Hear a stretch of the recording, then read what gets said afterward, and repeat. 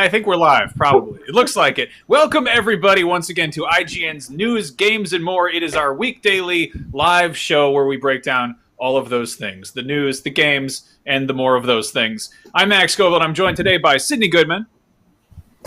Hola. Matt Kim and Janet Garcia, who I think had their names Yes. switched by accident there. Just follow both. It's fine. Hello, it's me, Janet Garcia. Anyway, This is reporter. Good enough. It's all fine. How you guys doing? How's everyone doing today? Pretty solid. So. Fine. Six Yeah. 6 Doing to 7 right. out of 10, kind of. Yeah. Sure. Anyway, I've had a headache all day. yeah, I've had a headache for 4 months, but anyway, let's get into it. We've got some good news today. Some big stuff broke today. There's a bunch to talk about. There's rumors of the next Call of Duty. There's some new little Lego Mario figurines floating around. We've got some details about The Last of Us 2 gameplay, but without question, the biggest, hugest, massive thing to drop today is the news that HBO Max is going to be airing the Snyder Cut, the much-demanded Zack Snyder cut of the Justice League film, which didn't happen in theaters because he was sort of ejected from the project and replaced by Joss Whedon, much to the chagrin of so many DCEU fans who, banged the release the Snyder Cut hashtag drum repeatedly until apparently WB took action. This is going to be dropping in 2021 at some point, or no, May 2021, exclusively on HBO Max. And as of right now, it's unclear whether it's going to be either a 4-hour cut of a film or it's going to be 6 hour-long episodes or something to that effect. 6 episodes of a miniseries. Sydney, you got the giggles. What do you think of this? I mean, does anybody need that? But okay. So I think that there's something to be said about longer films. This is so funny. I was just in a meeting and we went on this tangent about 3-hour films, and now we're talking about a possibly 4, maybe 6-hour film. And I have an issue with 3-hour films because I feel like 90% of 3-hour films don't need to be that long. And that as a storyteller, especially like a master storyteller, you could say, if you've made all these movies in Hollywood, I don't know. I just think there's something to be said about being able to succinctly tell a really great story. And if you need 4 to 6 hours to tell it, then maybe your story isn't very good. And I don't know. I'm happy that people are going to get this if they want this. I don't know that I need this, but I think we're going to get to this later. But just I think this is kind of a dangerous precedent to set and possibly open some doors that I don't know need to be opened.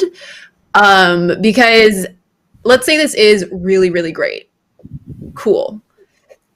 But I almost hope it's not really, really great, because I think in the event that it is really good and then fans start clamoring for all of these random cuts of films to give them a second life, I think that gets really dicey.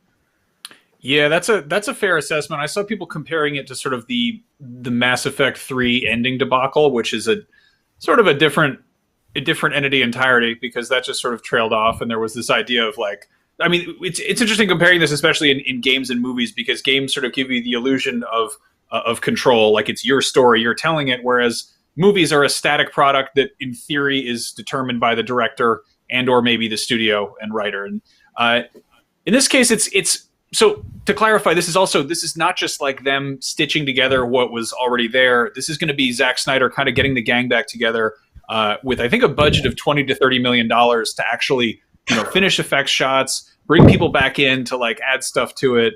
But yeah, it's hard to tell if this was sort of a long con that WB knew that people wanted this and they held on to it to really kind of get people excited about HBO Max, or if this is something they're releasing in response to sort of fan outrage. Matt, what do you make of this? I mean, did you guys read the Hollywood Reporter's story on this? No, I read the IGN article on it.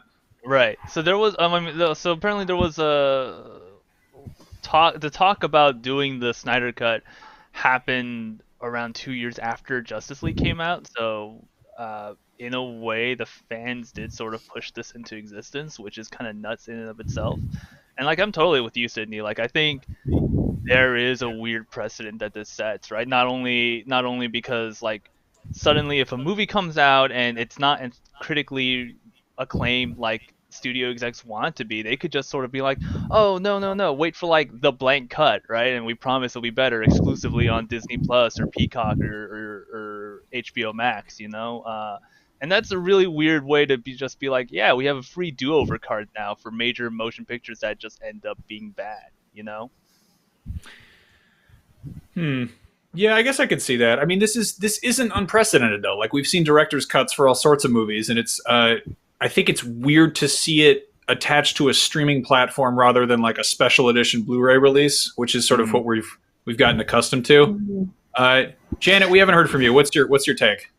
Yeah, I mean, I think this is pretty weird. I kind of echo a lot of the sentiments already mentioned, but I think something that hasn't been brought up is I just think it's artistically kind of an awkward move. I can't imagine putting something out into the world that like was primarily mine and having the studio say, oh, we're going to release this other draft from someone that isn't you that'll be like the better or like definitive version of it. I just feel like that's really like, I don't know, it doesn't sit well with me as someone that creates content. So yeah, I don't like that aspect of it. I do think it sets a dangerous precedent. And I just feel like it's an odd situation, especially because it's not like this is fully done and ready to go, right? He still has to go back and is getting this budget to kind of flesh it out. So it is that cut, but it's also like that cut, but finished. So it's also not done. So I think it lives in this really weird spot that doesn't seem promising in terms of its quality, but also just seems weird. Like, it's kind of bad either way, it turns out. So it's just like, yeah, I'm not a fan of this and was pretty surprised by it. Yeah, I mean, it's a really...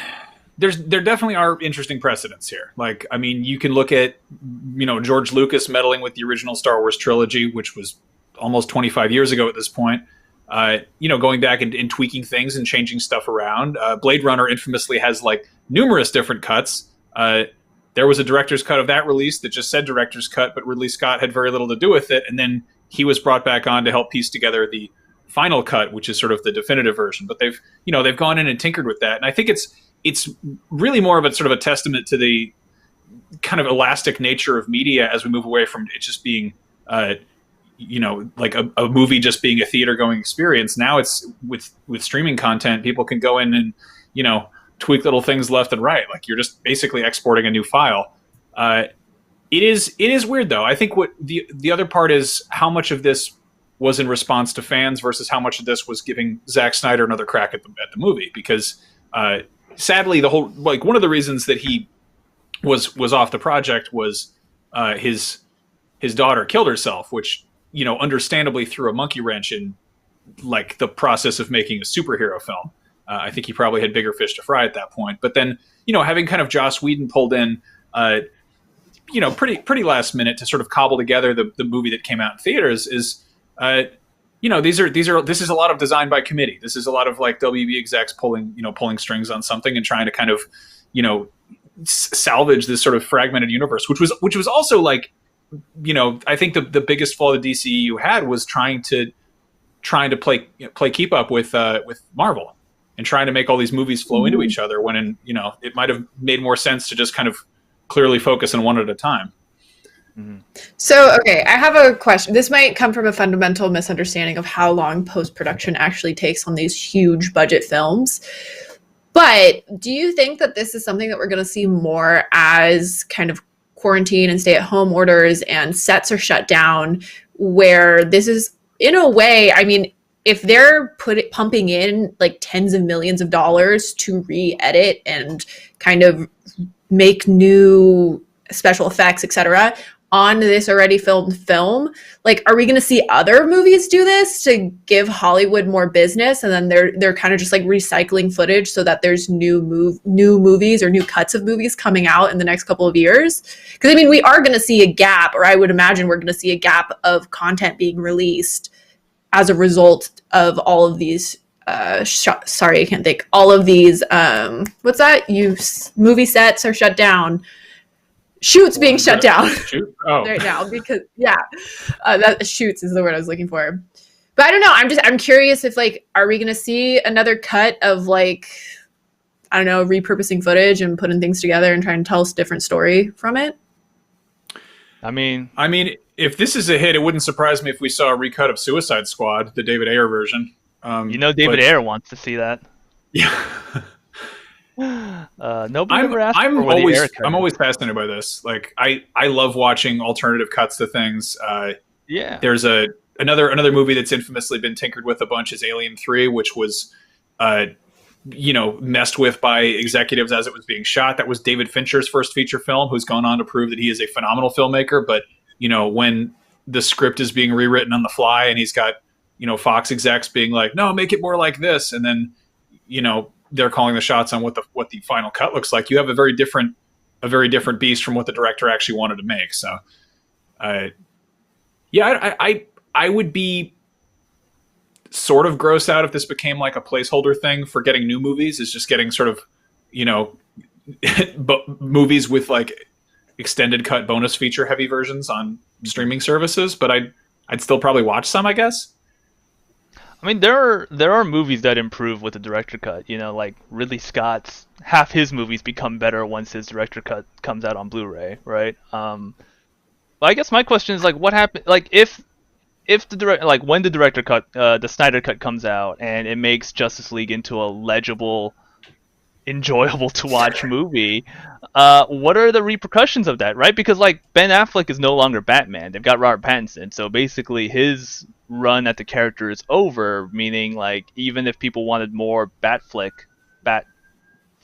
they wouldn't get it, right? Oh yeah, nice. So it's like an awkward position, The payoff would be that this one movie would be good, but it would not have a lot of impact on the DC shared universe, as it were. Yeah, that's an interesting point. We see this a lot with TV shows that get canceled prematurely. Where I think it was Buffy wound up having its later seasons just came out in comic book form. I could very easily see that happening to sort of what the DCU was doing if they started having like, oh, let's take the notes for what Zack Snyder had planned after, the 4-hour cut of Justice League, and let's, spin that off into a graphic novel. Or, there's the entire animated original wing of DC movies. I mean, that wouldn't surprise me either, is they'd be like, yeah, we got Ben Affleck and Jason Momoa to record some VO, and then we animated it. Here's the continuing adventures of that corner of this cinematic universe. Mm-hmm. I just want to go back to what Janet was saying though about like the artistic part of it and just like it being like a slap in the face, because I'm looking at these notes, and so I honestly haven't been following the release of the Snyder Cut very far after the first time that it kind of spiked, because I was like, this isn't going to go anywhere. Oh, how I was proven wrong. But that Gal Gadot tweeted an image of herself as Wonder Woman with the hashtag release the Snyder Cut. And to me, that just feels, it almost like opens this weird, it breaks, the fourth wall, where in my head, naively, I'm like, everyone at Hollywood, when you're working on set, are pals and friends, and everybody's just having a grand time making this piece of art. Amazing. And to me, that kind of feels like a slap in the face to Joss Whedon to say indirectly that it's like, I would prefer to see this other director's cut. And I don't know, I'm sorry, I'm having a really hard time wrapping my head around artistically what that must feel like. Like, I would want to dig myself into a hole. Yeah. Well, I mean, it was maybe I'm too empathetic. Like, Zack Snyder helped kind of architect this entire universe, like for better or for worse. My understanding is that he had plans for how this was going to shake out as early as Man of Steel, and he was brought in to be like, let's help create this universe and really build this out. So it was like really, in terms of sort of artistic merit, like I think it's all at the end of the day, it's all a product. Like this is all a massive multi-million-dollar thing that WB is doing. So it's, again, it's designed by committee. It's a lot of cooks in the kitchen here. But I don't think Joss Whedon was, he was brought in to sort of to patch something up. Like this is very common in that sense. I think, Gal Gadot probably, she sat down with Zack Snyder, long before having, Joss Whedon in there being like, all right, we're doing some recuts here. We're doing some new shots, some new pickups. So, I mean, it's if anything, this is sort of a nice chance to give Zack Snyder a chance to make the movie he wanted to make. But it is definitely weird. You know, it's like I wonder. I doubt we'll see Disney follow suit with this. Like as much as I would love to be like, oh, let's get the Lord and Miller version of Solo. Let's get the 4-hour Gareth Edwards cut of Rogue One. Like there's such a weird precedent to movies getting tweaked and like fine tuned and readjusted and recut. But it's also like, at what point do you walk away from a piece of art? Like when can you just kind of, leave it alone? Right. Yeah, it kind of becomes over. Oh, go ahead. Oh no, I was just talking about how this is basically the video gamification of the movie industry, right? Like video games come out these days, AAA games come out essentially incomplete, right? Like bug testing bugs get fixed with patches.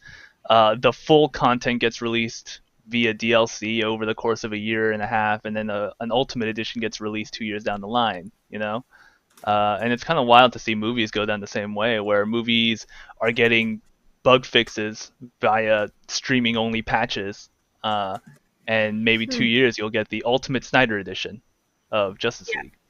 I think that's still definitely it is interesting how technologically speaking there's a lot more freedom creatively for people to go back in and edit or fix their own work. You even see there are songs on Spotify that have gotten patched, or like verses have been added or removed, and that's changed the way art's functioned. But I feel like this is a lot more of a dramatic situation, though. It's a complete different edit and cut to a film. It's not just touching something here or there, or having a director's cut where it's like, hey, here was the first draft, kind of like behind the scenes footage. I feel like there's a lot more precedent for that, while this is something else entirely.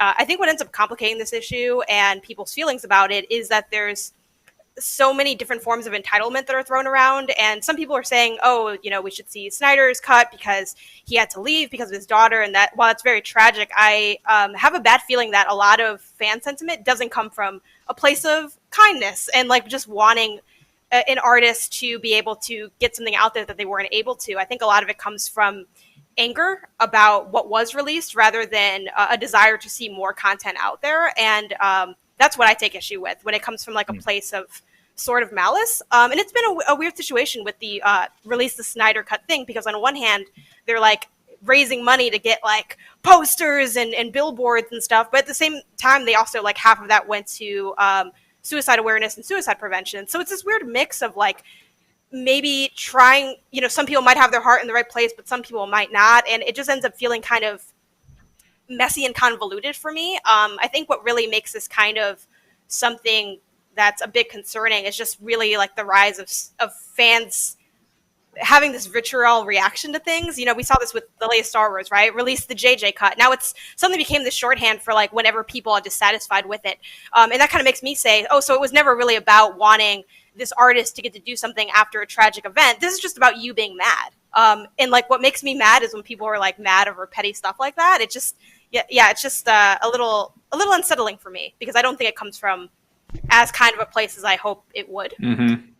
Yeah, I mean, we use the term fan a lot, it's a casual thing, fandom, hooray, it's a fun little hobby, but it's that's short for fanatic. This is fanaticism when you become so completely ingrained in and I say this as an adult man with just a wall of fake bullshit over here based on things that are not real, and I have my tattoos and my skin of things from fake universes owned by other corporations. But it does reach a point where people get so invested in a universe that is not necessarily theirs that they feel that they have ownership of it. It becomes this sort of almost a demand for democratization of media rather than it being a piece of art created by one person. And that's where modern media gets so complicated, is video games aren't made for the most part by one person, and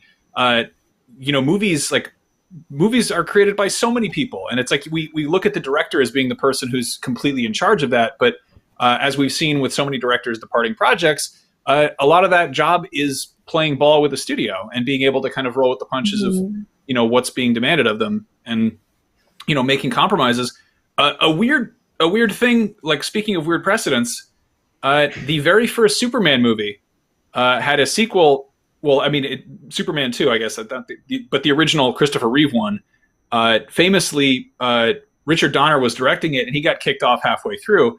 And the Superman 2 that was released in theaters was was not the version he was working on. It was like a very slightly different, like somewhat. I mean, it was very similar to what happened to Justice League. And it wasn't until I think 2006 that they basically went through and recut the original Richard Donner version and made the version he'd wanted to make based on his original notes.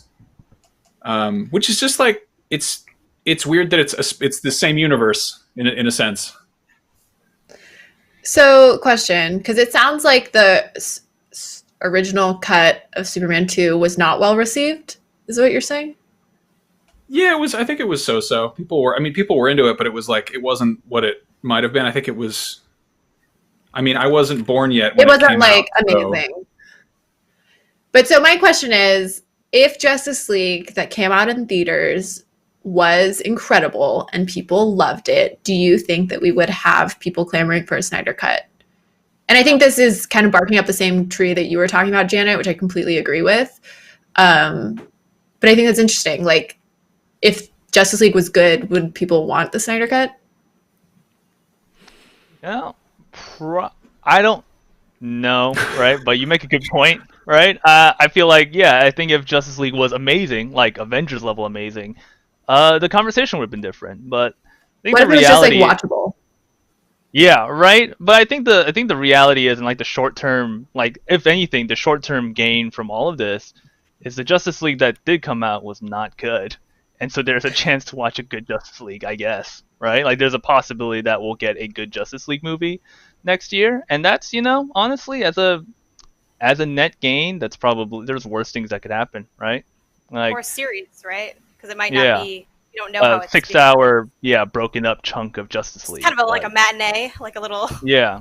But ultimately, I'm into that. Justice League was bad. Like we can just say that, and like next year maybe it'll be good, and that's all right. Maybe. Well, hey, at the very least, it's something for us all to do for 4 to 6 hours. Exactly. Something, just literally anything to do, just to pass the time. Anyway, moving on. There are some rumblings about the next Call of Duty, because they make one every year, and it is consistently usually one of the best-selling games of the year, regardless of how much you might not play it, whoever you are watching out there. But the rumblings this year is that it's going to be called Call of Duty Black Ops Cold War, and that, as the title would suggest, it would return to the Black Ops sub-series historical setting, and probably in the Cold War, which is a good chunk of the 20th century. So we've actually seen a little bit of this corroborated by there is. In Warzone's bunker, their data miners have discovered the model of a Cold War era spy plane, the U-2, not to be confused with the Irish band that has the Edge and Bono in it. Sid, you're a big COD player. Are you excited about a new campaign, or tell us about Black Ops and how you feel? Let me tell you. So I am excited because I hope that this means that they are going to remake Black Ops, or kind of do like a redo similar to what they did with Modern Warfare.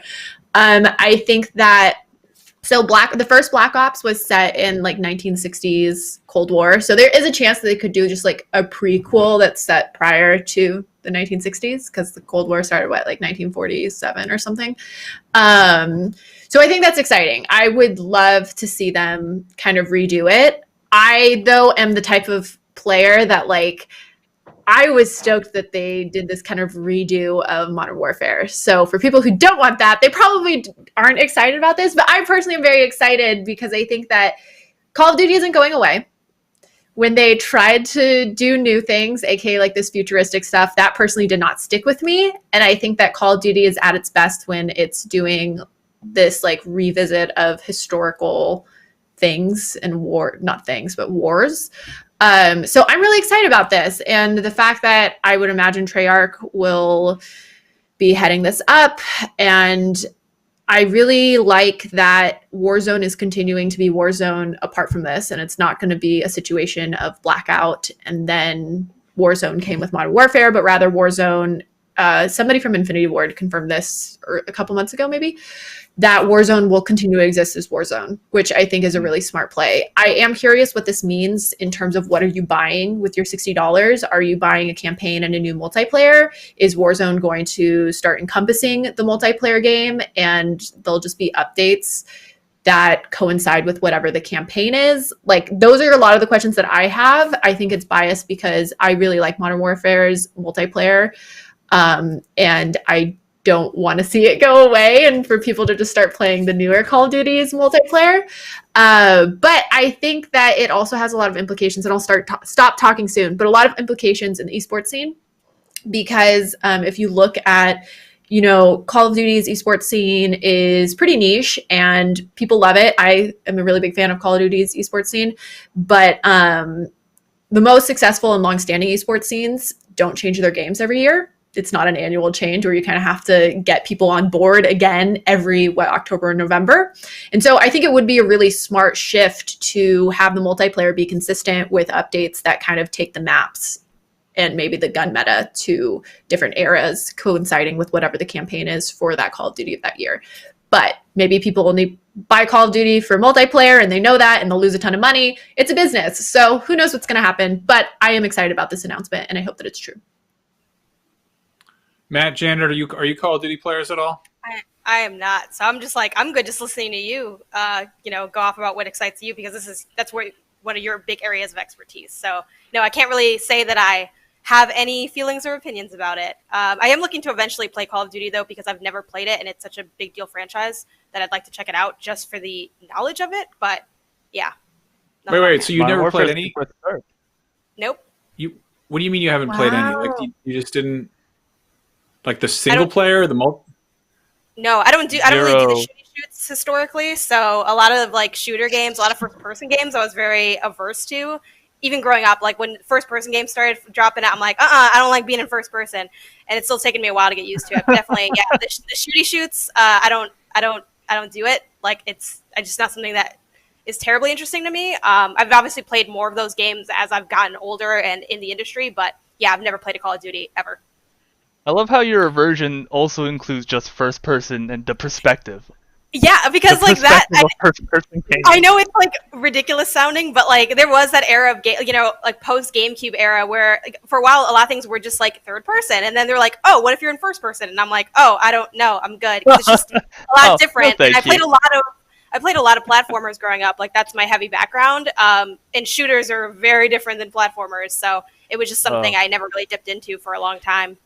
And then when you don't play it, it's super hard to play. It's so interesting because I feel like we're mirrors of each other, Janet, because I grew up on shooters and that's all I played, and that's still pretty much all I've played. And so I just don't have very much experience. Like if you try and watch me play the campaign of literally any game, the things that are obvious cues to like go somewhere or do this thing, it takes me forever because I just don't understand. Like even platformers, I just have no idea. I just kind of roam around until I figure it out. But like the yellow, you know, how it'll be like yellow or there's a light and then you're like, oh, I should go this way. That over my head. No idea. That's hilarious. I was going to say, Sid, what's a if you're going to start with a Call of Duty game, do you just jump on the latest one, or do you like how would you even recommend going about that? I mean, just because if you try to go back and play older Call of Duties, I think just like the quality of life and first person shooters have changed so much over the years that you're probably just going to have kind of a bad time if you try to go play like COD 4, especially when they just redid the Modern Warfare, or they just redid Modern Warfare. If you really, really wanted to, I think Modern Warfare 2 has the best campaign personally.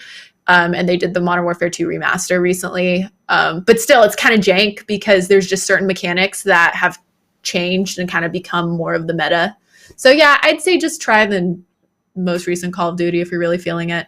The other funny thing that I'll say, sorry, I feel like I'm talking so much today, but is that Call of Duty set this weird precedent for me because their campaigns are relatively short compared to other campaigns, where I thought all campaigns were like 8 hours.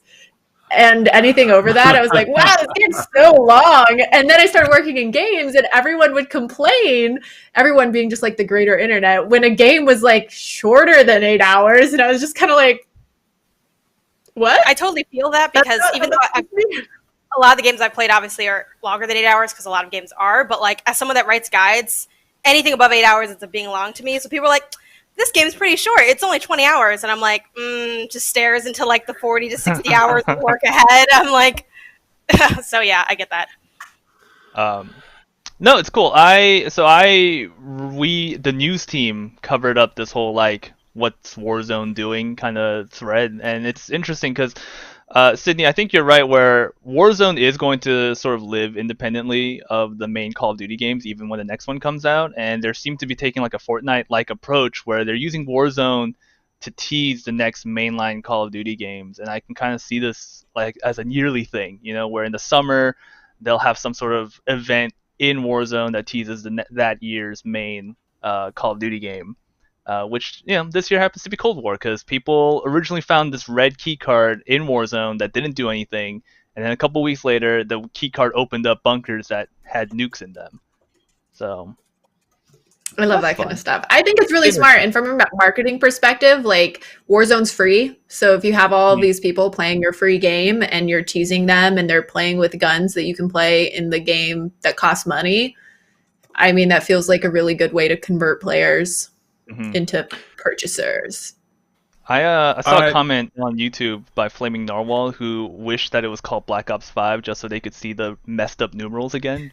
Like, remember Black Ops 4 when they, right? Remember when they just did like, we don't know how Roman numerals work. Here's 4 strikes. Janet, we had a question. Is that the yellow jacket you're wearing? Is that a Cyberpunk jacket? It is a Cyberpunk jacket. Are you aware that Cyberpunk 2077 is in fact a first-person shooty shoot game? Yeah, but like it's easy. It's easy shooty shoots. So like, no offense, I haven't played the game. No one has, but like, there's a difference between a Call of Duty and like a game where you fire a gun. Like, I'm playing BioShock right now, and it's easy enough that I can do it. I have a Last of Us poster actually right here, if I'm pointing right. Yep. Like that game's you shoot, but like it's not really like a shooty shoot game. Like you just happen to fire a gun. Like that's Portal is very different than like Overwatch, where it's a different type of gunplay. So that's what I mean when I say shooty shoots. But yes, I am aware, and it will be all hands on deck because that game's going to be massive. I'm also going to jank stealth my way through that game and just like do all this tech stuff. And when things go wrong, I'm just going to swing with a club or something. I'll make it through. God, I'm excited about that game. Should be fun. I like this. Scape Nation in our chat says, "Ah ha ha ha ha! I don't play FPS while wearing Cyberpunk merch. It's an RPG. It's based on a pen and paper role playing game that you roll dice with. I'm sorry if you think that automatically makes it a first person shooter. You are demonstrably wrong, good sir. Anyway, let's move on to wait. Also, who am I to deny a free jacket? Like, come on! Like, it's just mathematics, guys. FP Anyway. RP. Wait, I'm Max, do you play Call of Duty? Jazz. I actually just downloaded Warzone. I'll play Warzone with you. Yeah, we should. What do you play on? I have it on. Well, Warzone's free, so I can play on any platform. Oh yeah, it's cross-platform, right? It is cross-platform also, but I usually play on PlayStation. But I have it on my PC too. Okay, yeah, I downloaded it on my PlayStation just because I thought I had too much free space on my hard drive, and I figured I would delete 5 things to make room for something bigger. No, I don't know. I really liked Blackout. I played like when the beta first dropped, and it was really funny to see. I feel like Call of Duty multiplayer is historically very twitchy, very like close quarters, like corridor driven stuff, and very fast paced. And suddenly you have all these people like dropped in like a beautiful pristine, it looks like wine country. You're just running around in these these beautiful fields, and it's just suddenly like I was like, I'm gonna hide in the bathroom and stab someone in the neck, and it was like, oh, you can do that now. This is interesting. Yeah, we should squad up or what have you. I was gonna ask, like, do we think that it seems pretty likely that the 2020 Call of Duty would be a next gen launch title?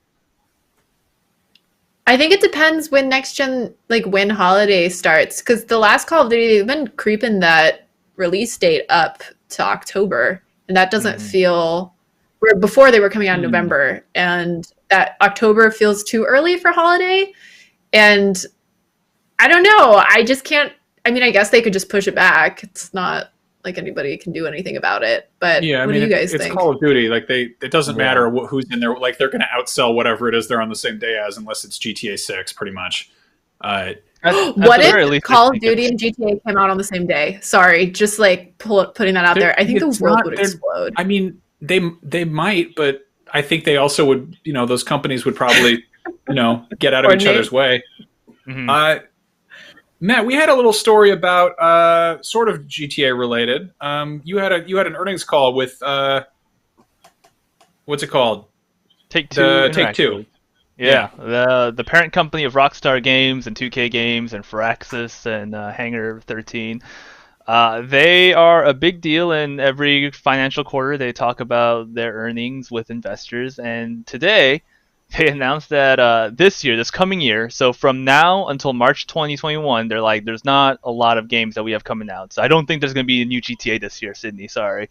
But there's not a lot of games coming out this year. But they said over the next 5 years, they're going to have 93 games coming out across all of their different developers. Take-Two releases maybe on average like 20 games every 3 years. So the fact that they're just going out and being like, we have 93 games coming out over the next 5 years is nuts. That's nuts for any studio, but like historically, Take-Two is kind of on the lower yield end of the spectrum. They're not like EA where they push out, or Activision where they push out a bunch of titles. Like Take-Two sort of takes two of their time.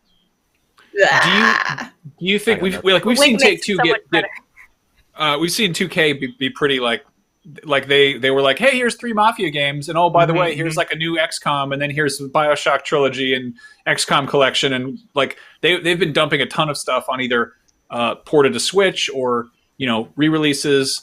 Do you see it being more stuff like that, where it's remakes and remasters and ports? Yeah, absolutely. Like, there's no way there's going to be 93 AAA caliber games across 5 years.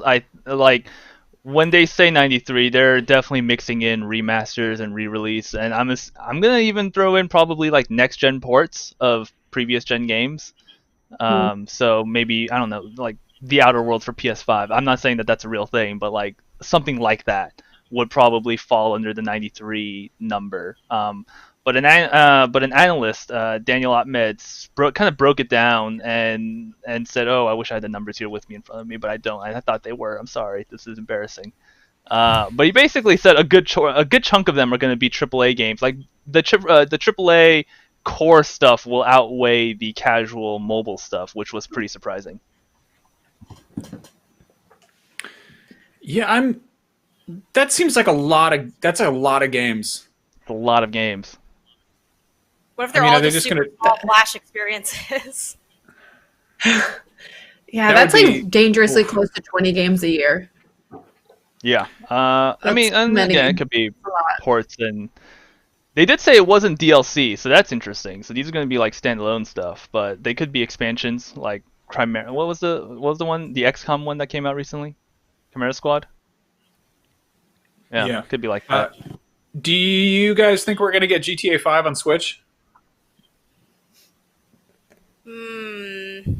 That's a great question. So, okay, I would have said no if you would have asked me before they started porting all these shooters to Switch. Like, Wolfenstein's on Switch, Witcher is on Switch, which I think are like more adult content type games. And prior to those ports, I would have said no. But I think it's a lot more of a viable thing now. I mean, they put GTA on Game Boy Color and Nintendo DS. Like, that's Rockstar's weirdly okay with making Nintendo games. I don't know. That's like GTA 5 was originally a 360 PS3 game. Like, it's totally like I feel like if they can get The Witcher 3 running on Switch, like, I don't know. Not that I need to play that game again. I just think that would be kind of cool to be like, you can have Los Santos in your pocket. I mean, that would make so much money. Like, I guess I'm going to say yes, just from a capitalistic standpoint. It just seems like it makes a lot of sense financially. And I think, Max, you bringing up where it lands gen-wise is also like really important, because the Switch struggles to do anything that requires any level of performance. So yeah, Witcher 3 is on there.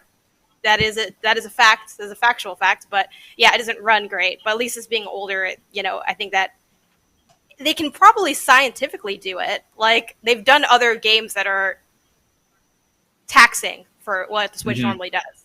Mm-hmm. So yeah, and I feel like too, every like few months it feels like we get random like GTA 5 related news in terms of where it's available, or whether it's through like a service like Game Pass, or whether it's like on Epic Game Store, or it's free through this other thing. Like there are ways, besides the fact that it's like a heavily still supported game with its online functionality, like there are always these like little things that like get people buying it if you haven't bought it, or buying it again, or re-downloading it, or playing again. So it just makes sense as an inevitability that a Switch port would be another one of those things. Yeah, Nate Dunn in our YouTube chat points out that Rockstar has LA Noire on Switch, right? I think that, I mean, yes, they do, first of all, but I think that a lot of the times companies will, or studios will port games onto a platform to learn how that platform works. Other times they just outsource it and another company bothers with porting it. But I remember hearing like, Naughty Dog they did the Last of Us, or was it the Uncharted collection on PS4 to kind of get a feel of that architecture and really learn how to deal with it before making Uncharted 4. I don't know. I could like Rockstar put San Andreas on phones. Like it doesn't seem like that far off to be like, let's get that's the third highest selling game of all time. Maybe we should just get a few more bucks and throw it on Switch. Why the hell not? GTA everywhere. I want it. Anyway, speaking of Naughty Dog and The Last of Us, they've been dropping sort of new inside behind the scenes videos. Spoiler free because the spoilers are already out there elsewhere. But they did a bit about the gameplay, and they kind of went over some of the new details of what we will be physically doing in that game. There's a jump button now. That's pretty wild. Canceling my pre-order. Yeah, I don't know how I feel about that. What? No, it's going to be good. I have faith that it's going to be good. Like, wait, interesting. Sorry, go ahead, Janet. I'm on your side. Yeah. It's in lieu of, thank you. Always appreciate it. It's in lieu of like having to walk up and interact with things, to like climb up ladders or like to make your way up something. And I feel like while it might make exploration a little bit more challenging in the sense that you'll have to think more than you did in The Last of Us, the first game. But I think it opens it up a lot more to just feeling, like a more modernized game, because I actually played Last of Us for the first time just a few months ago and absolutely adored it. And things like that definitely made it feel dated. It aged like extremely well. It's still a masterpiece of a game, but stuff like that feels clunky and like in terms of diving into the world. So the fact that they have a jump button, I think is really cool in terms of exploring. Janet, I'm going to be honest with you. I have no real strong opinions about the jump button. I lied. What? Yeah. Wow. I actually don't care that they added it in. That's neat. Oh, I'm happy they did, because when I played The Last of Us, I thought it was also very clunky. But I'm with you. I played it maybe 6 or 8 months ago now, and I thought that it's very clunky not to just be able to jump. But I think that also could come from my background, like we were talking about earlier, of playing shooters, which historically there is a jump button. I feel like this is definitely going to be like a sad jump. Like it's not going to be like a cool super like jump. Mario.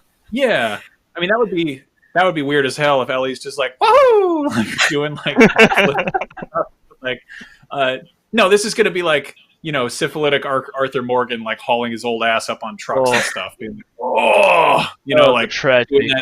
Doing that These sad like.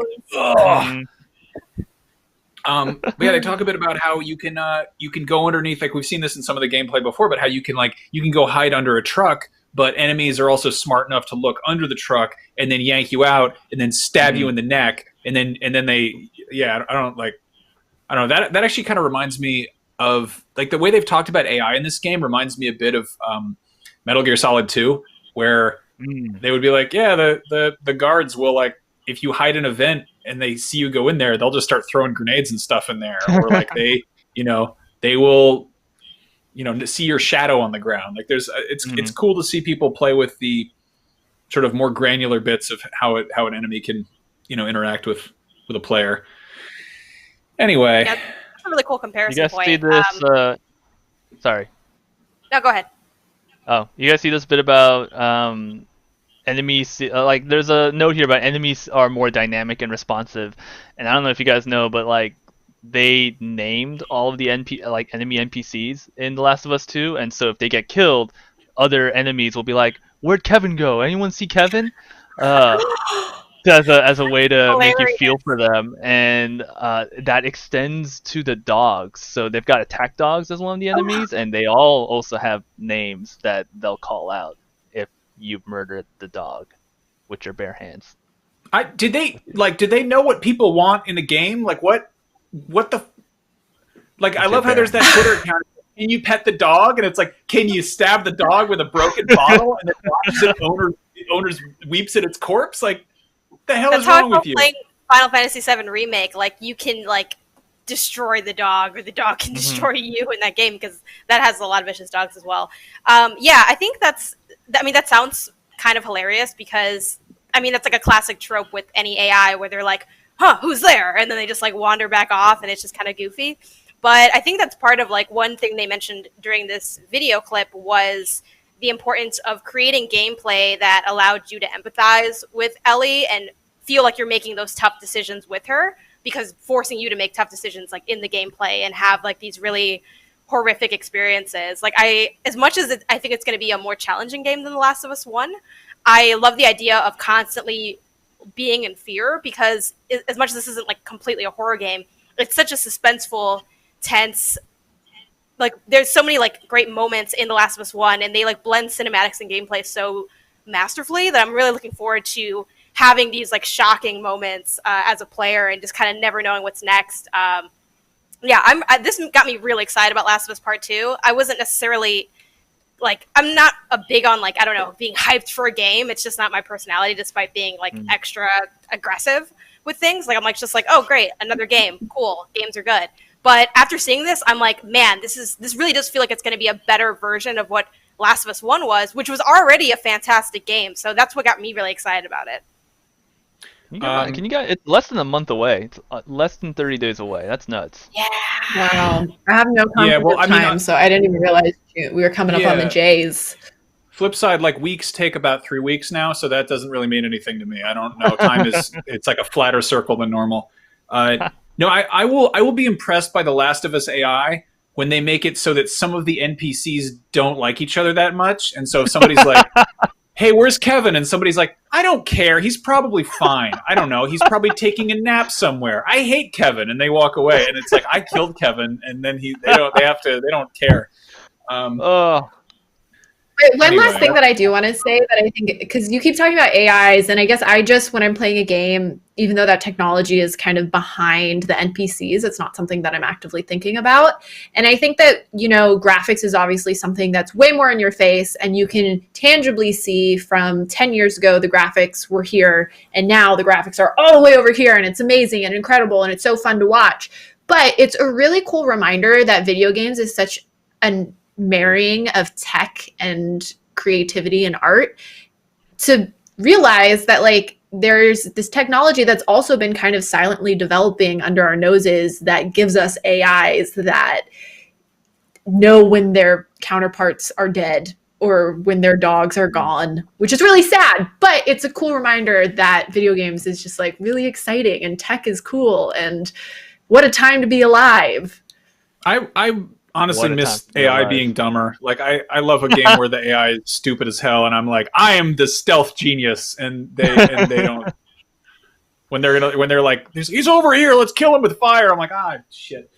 It does make the gen stealth easier when they're dumber, which is like, that's my go-to play. I'm like, it's going to be very clean stealth until it's not. So many clips from me playing The Last of Us, which is like a super serious, drab, dark game, but it's just me running around like an idiot, like just throwing bottles, just shooting everybody, just ramming into cars. Like, I don't know if it's going to be as goofy gameplay-wise, because I think it will be more polished, but I'm still really looking forward to it. I mean, you guys ever play Alien Isolation? Because they made that alien too smart, and it was terrifying. No, dude, that alien's tail had its own AI. Mm-hmm. Like that thing. I went to a presentation on that. They were like we studied actual predator intelligence, and we decided to make it. And it's like, you made it. You programmed an alien, you idiots. That's like you. That's. What if it gets out of the game? What is it? They were too concerned with whether or not they could to think about whether or not they should.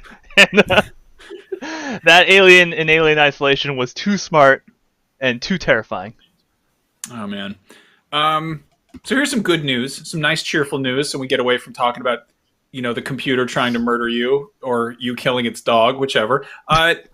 The Simpsons is finally going to be available in 4:3 aspect ratio on Disney Plus, as opposed to the weird stretch, like cropped widescreen that they did for some of the earlier episodes. People were outraged about this because, as anyone who's seen the early Simpsons episodes knows, there's like a bunch of gags hidden in the corners. Like there's a bunch of like cool stuff kind of hidden in the margins there, and I have no idea what episode this is. What season is? Oh, I get it. It's cropped. I think. Are they make? I think it is. It is cropped. Yeah, they put it. Are they making the frame. fun of it for being? Huh. I don't know. Okay. Anyways. Well, anyway. Obviously, this isn't every episode because later episodes eventually did switch to HD around season 20. But the good news is that you probably shouldn't watch episodes after season 20, or even season 12 for that matter. It's just all the good ones are now going to be properly, they're going to be like that. That's how you can tell which episodes to watch, is if the aspect ratio is 4:3. Wow. Have any of you guys been rewatching Simpsons on there? Are you Simpsons people? I did it first. Yeah. But The Simpsons taught me how to speak English, which was an Really? unfortunate shame. Yeah, when I was growing up in Korea, I learned a lot of English by watching. So, one of the different Japan has a huge dubbing industry, right? So when foreign shows and movies go to Japan, they get dubbed, and so you hear everything in Japanese. Korea doesn't do that. Korea just subtitles everything in Korean, and then everything's in English. And so when I was growing up there, I learned a lot of English by just watching the imported American TV shows, including The Simpsons. That rules. Kind of. It kind of really messed me up early on when you just basically sound like you're mimicking TV lines, as a kid. Because you were, or I was. I wasn't speaking English. I was just memorizing lines. So The Simpsons didn't specifically mess you up. It was just all American television. All American television really messed up my early English, yeah. So wait. You were a kid in Korea watching American cartoons and just mimicking stuff you heard them say? Yeah. So I did that, but with Japanese cartoons. I was I was quoting stuff that I heard Vegeta say, and I'm I don't know what the hell that means. But the difference is I didn't learn Japanese, so there it is. If only you guys talked to each other. That would have been the best conversation. I want to be clear. I eventually learned English properly from teachers and things, but early on it was a real good introduction to the English language. Was television. I love that. It's forget that Rosetta Stone nonsense. Just toss on the TV and figure it out. Yeah, that's a really cool story. So my question is, and I don't know if any of you will be able to answer this, but why couldn't they have just originally uploaded the original version? I can answer that. Because they just dragged and dropped it from the FXX app, which had, for whatever reason, had everything, I think, cropped that way.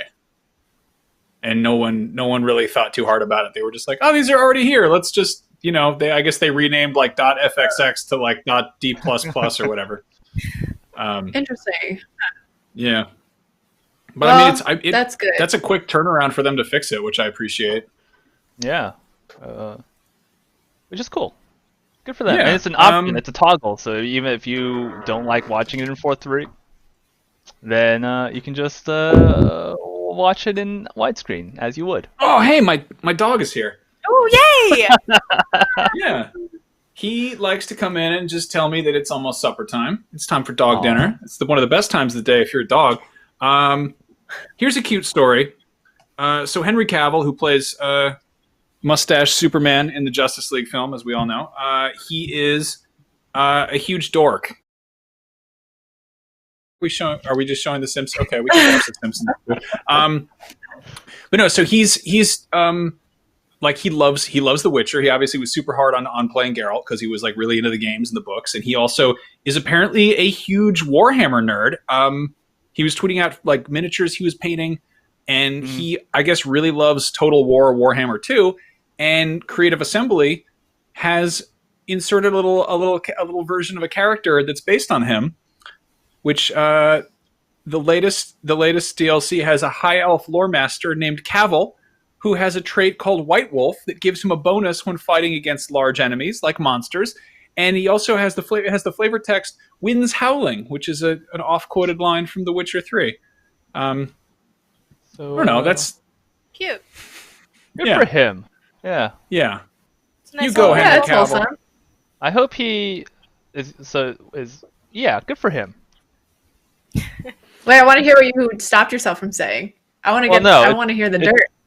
It's for lines for a video game, right? What? Huh? Max? It's for What? he's recording lines. I'm sorry, I think I misread the story. No. So they just No. the like Creative Assembly just put a character. They just they put a character based on him in the game that he plays a lot, which is Oh, actually okay. probably a little weird.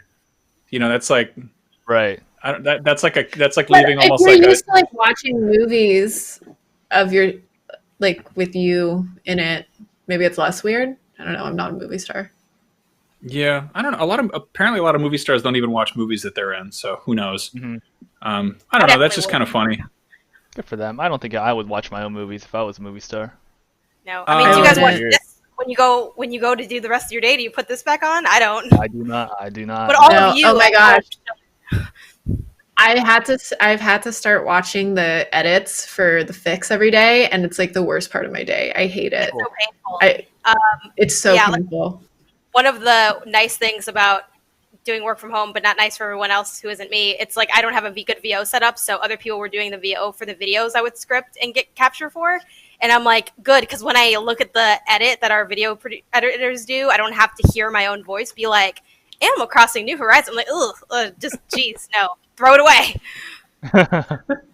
Yeah, no, I mean, if you have like really like if you're really self confident and feel good about yourself, I highly recommend editing videos of yourself because then you will stop feeling that way and you will notice every weird little tick you have, and it will keep you up in the night. Have any of you guys read The Stand, the Stephen King book? No, No. Are you I've familiar never- with this masterpiece? no. I'm familiar with what it's about, but I'm familiar in the sense that I looked up what it's about. I've never So- read a Stephen King. Read The Stand. The Stand is so good. It is. I mean, it's actually one of those things that I was. So it's about the end of the world, and it opens with a flu germ spreading around the globe and killing so many people, and the end of the world happening on. And so, which is it's very like kind of very close to home already. And I thought that it would be a thing I wouldn't want to think about in this current scenario, but they just dropped brand new images of there's going to be a like a Stand miniseries on CBS All Access, and it just looks so good. I'm so excited about this, which is, it's not really interesting if the three of you aren't interested in it, but I wanted to geek Well, it out for has a that second. guy Happy that you're happy. from Game of Thrones, right? And Whoopi Goldberg, right? I recognize those two names. Yeah, Whoopi Goldberg plays Mother Abigail, who's basically like an old, like 108-year-old woman who like lives in a cornfield and is like very good. And then there's what's his face? The mean husband from what is it? Pretty Little Lies, dirty little lie time. The Pretty Little Liars. Big Little Lies. Big Little No, Big Lies, Little not Pretty Lies. Little Liars. Yeah, Okay. yeah. HBO series that is required viewing. It's so good. Continue. It's actually like that is kinda trashy, but it's also I pretty love good. that show. That is a very good, like open a bottle of white wine and just be like catty, just be like, oh yeah, they deserve that. Oh, I get it. You know? But he's basically playing Rockabilly Satan, which is awesome. He plays this dude called Randall Flagg who wears he's basically like he wears like a Canadian tuxedo and like a little smiley face pin, and he's just there he is, and he's just like this agent of evil, and it's basically like this whole thing starts as like, oh, like the plague spreads around the earth and everyone's like getting sick and it's very weird, and then things start getting even weirder, and then it gradually descends into this like completely bonkers, like almost like Lord of the Rings-esque kind of scenario. It is a super long book, but the audiobook totally rules, and I highly recommend that for anybody who needs some good background noise for like literally 14 hours. Okay. Or it might be more than that. It's very long. Anyway, I love good audiobooks. I recommend that. I used to have a job where I had to scan documents all day. Like I had to just take and there were documents that were going to get destroyed. They were like old records that they didn't need to keep on file anymore. So I would just I would like chug like a giant energy drink, and I would put on an audiobook, and I would just like space out for 8 hours straight and just be like, just like scanning these things and just like listening to weird stories like Sherlock Holmes and Stephen King and stuff. So I'm stoked that they were getting a proper Stand adaptation. Anyway, guys, thanks for hanging out. This has been fun. I'm glad we got to discuss the Batman, the Call of Duty, the Last of Us, the Henry Cavill, and then the Stand. All of the top things. Mm-hmm. Anyway, we did it. Huge thanks to Destin Legary, who you cannot see, but he's helping make all the graphics and stuff move around. Destin, make something move so that they can believe that you're there. I thought he was just cutting the show. All the things to choose. All right. Well, thank you all for joining us. Everyone watching at home, we'll be back same time tomorrow afternoon, 4 to 5 Pacific time, with more news, games, and more. And all of you three, thanks for hanging out. This is fun. No problem. See you later. See you next week. Bye. Bye.